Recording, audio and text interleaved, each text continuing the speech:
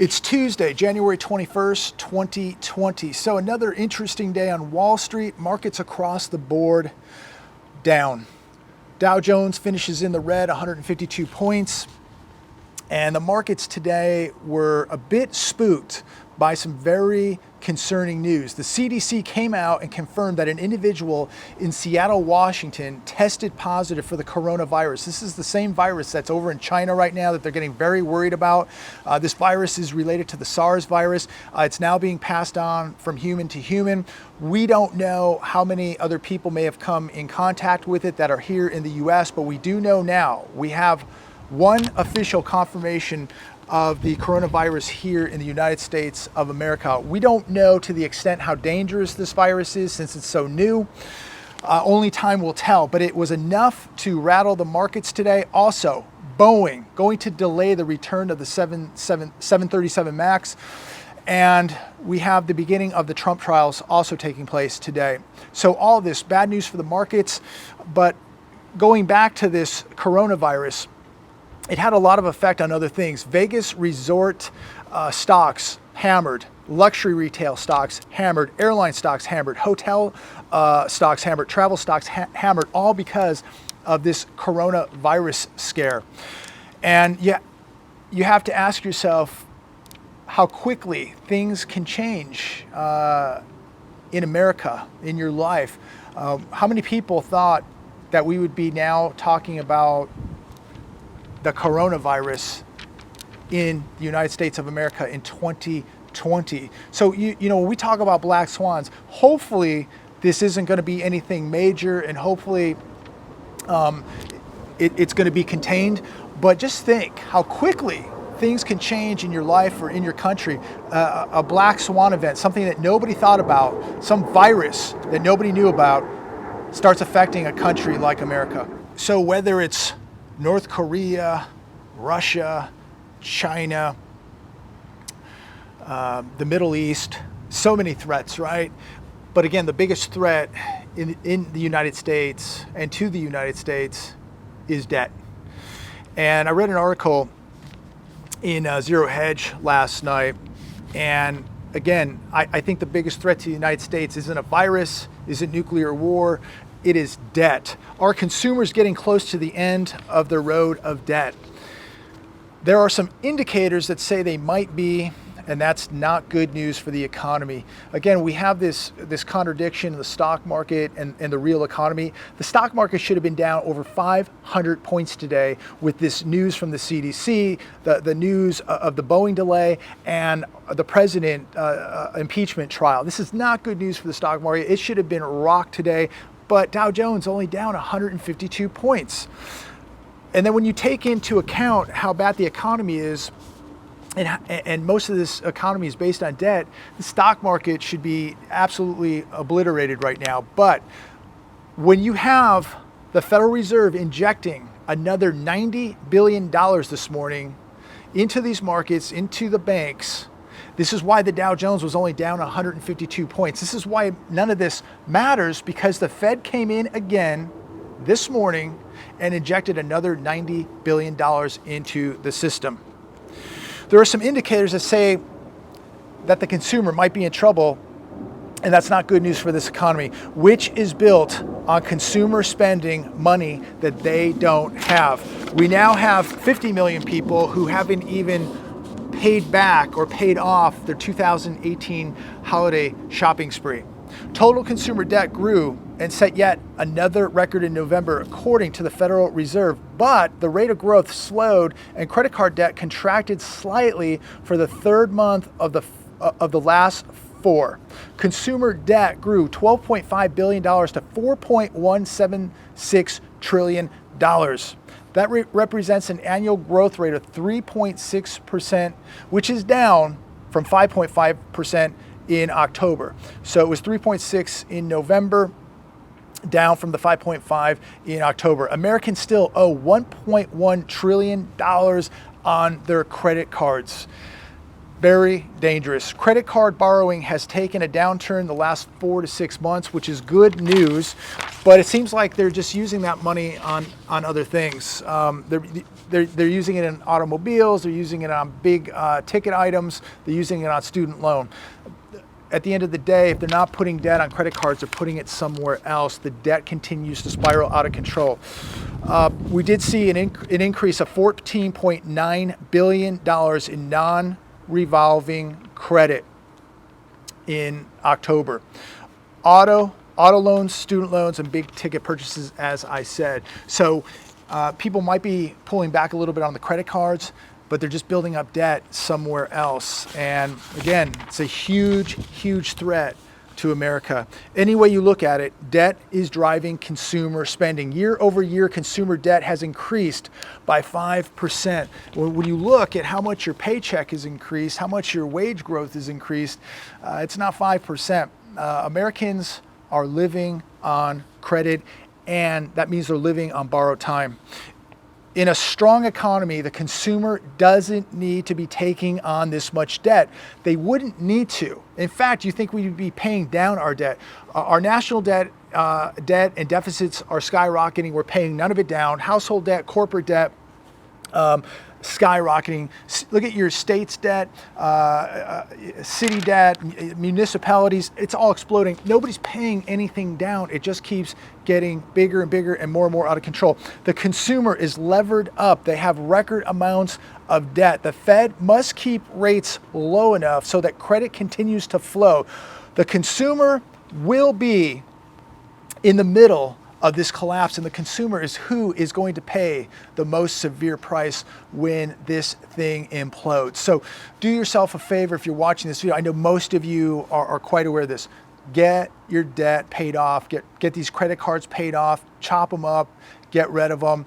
Get your debt under control. You do not want to be heading into an economic collapse with massive amounts of debt. I know a lot of people think they're just going to be forgiven. That didn't happen in the last one. It didn't happen in the one before that. It didn't happen in the one before that. It didn't happen in the Great Depression. It's not going to happen this time. Get your debt under control. Start putting some savings away, an emergency fund put away, some hard assets put away, and get prepared for this so that you survive this thing and maybe even prosper through this economic collapse. Take advantage of the opportunities that are coming. Put the odds in your favor.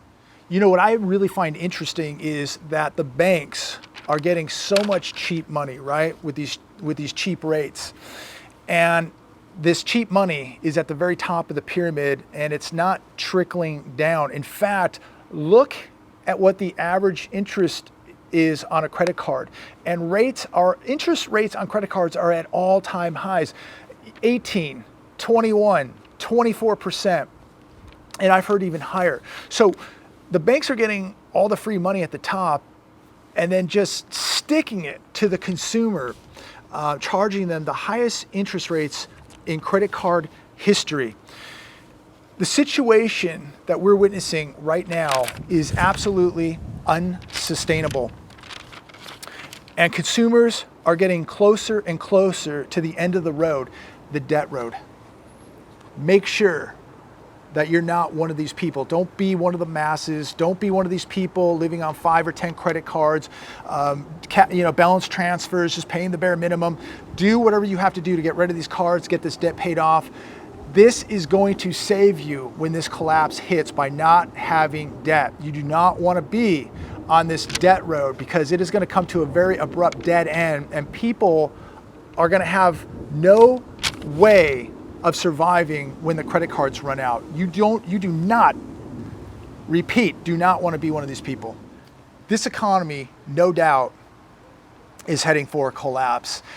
The warning signs are so apparent, so evident, yet people want to deny them. They want to hope it's not going to happen, or people are just so uneducated or so dumbed down or so blind, and they just can't see what's coming. They just don't want to believe the truth for whatever reason. But, when you look at stories like this, Baltic Dry continues epic plunge as IMF slashes global GDP forecast. This should tell you pretty much all you need to know. The Baltic Exchange's main sea freight index hit a 9-month low on Monday, dragged down by falling rates of Capesize and Panamax segments as world trade continues to slump. Okay, and remember, we are globally connected now. Okay, apologize if it's a little windy out here. Bear with me, but we are globally connected. So whatever starts happening at the other ends of the globe, it's going to affect us right here and vice versa. The Baltic Index has crashed 70% in just the last 4 months. Monday, the IMF slashed its global outlook for 2019 to 2.9% in October, the lowest since the financial crisis, and warned that global trade is close to a standstill. So when we look at what's happening in freight and trucking, we know that there are 400,000, repeat, 400,000 rail cars sitting here in the United States of America in storage, not moving. So that should tell you what's happening, that things are not getting better. In fact, they're getting much, much worse. And this is just the beginning. We cannot even, I believe, interpret how bad that this is going to be. And again, it's another reminder, it's another reinforcement of why you and I must continue to prepare. Another article, these states face biggest job losses from automation. You know, this concerns me a lot because we have so many people coming to America, many people who shouldn't even be here, and their excuses are coming here for work. And where's the work going to be 5 or 10 years from now with AI and automation and technology and robots coming in and replacing so many jobs, mostly unskilled manual type jobs? Humanity is not prepared for the advent of automation and its impact on the economy that is already exhibiting unprecedented levels of wealth concentration among the wealthy. Some estimate that automation will destroy 800 million jobs over the next 10 years. And there's a map about the potential losses here in the United States of America with this automation and some of the states. And let me just go over a few. I just picked out a handful here. They're estimating that Alabama will lose 31.4 jobs to automation. That's 609,000 jobs. Arizona will lose 28% of its jobs because of automation. That's 782,000 jobs. California will lose almost 27% of its jobs. That's 4.5 million jobs. Florida will lose 2.7 million jobs. Illinois, 1.6 million jobs. Louisiana, 542,000 jobs. New York, 2.4 million jobs, all because of automation coming in the next 10 years. So we know that there's 20 to 30 million people right now in this country that didn't go home because of after their visas expired. There's people that have snuck in here from all over the world that shouldn't be here. What are we going to do with all these people and more people coming? Okay, there's people on their way right now trying to get here, and there are people that will get here today, tomorrow, the next day. And where are the jobs going to come from? So our politicians want to let the entire world into the United States of America. AI, robots, technology are going to crush the job market. It is going to get harder and harder to find a job, and harder to find a job that you can actually pay your bills with, that you can actually support yourself with. And yet we have millions and millions and millions and millions of people that shouldn't even be here. And it's going to make it harder and harder for the American to find a job and pay his or her bills. Very concerning. Here's what else is going on in America. So while we lose our jobs, while people are getting crushed with low wages, no health care, no benefits, no retirement, $6.4 trillion and counting. This is how the military-industrial complex hijacked the war on terror. So we have infrastructure crumbling here, $12 an hour jobs, $23 trillion of debt, unfunded pensions, no health care, etc. Yet we spent $6.4 trillion with the military-industrial complex on terror. And are you really safer today than you were 10, 20, 30 years ago? I mean, what a waste of money that is taking place here in America. I'll tell you, this country has been hijacked. So I'm going to wrap it up right here today, but I want to leave you with this. Take a look at the wealth inequality that is happening right here in the US, the wealth inequality that's happening across the globe. Look at the opportunity inequality that is taking place here and across the globe. We are coming to a global slowdown, a US slowdown, and this is a formula for disaster. When you have this much inequality and a slowing down economy that is heading into a depression, we are going to see massive fireworks. Make sure you are preparing. CNBC's Squawk Box. I was watching this morning.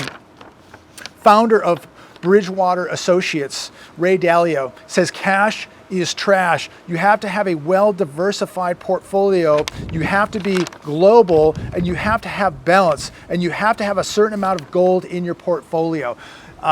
So, you know, Ray used to recommend 10%. I guarantee you he has much more than 10% gold now in his portfolio. Co-founder and CIO of Bridgewater, Greg Jensen, he warns stocks are frothy and predicts gold to soar to $2,000 and higher. The Fed will let inflation run. Rates are not going to be normalized. You know, these are very wealthy, elite individuals. These are very savvy, intelligent individuals. And we have got to take a note out of their book. We've got to be doing what the elite are doing. We've got to be doing what the central banks are doing. And that is putting assets away. I believe you do have to have an amount of cash. Cash will be important for the short term, but for the long term, you better have gold and you better have silver. And if you can't afford gold, silver is the next best option. It's on sale. Grab it. Jensen said also, gold could rise 30%. Gold should be considered as a cornerstone of investor portfolios. And he ended with this. He says, a downturn is coming.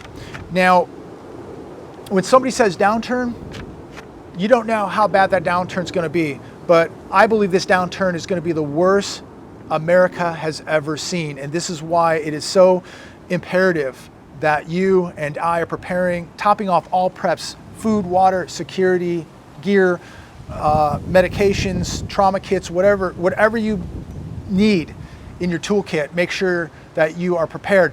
But when we talk financial, you better have real assets like gold and silver, especially when we come out of this crash.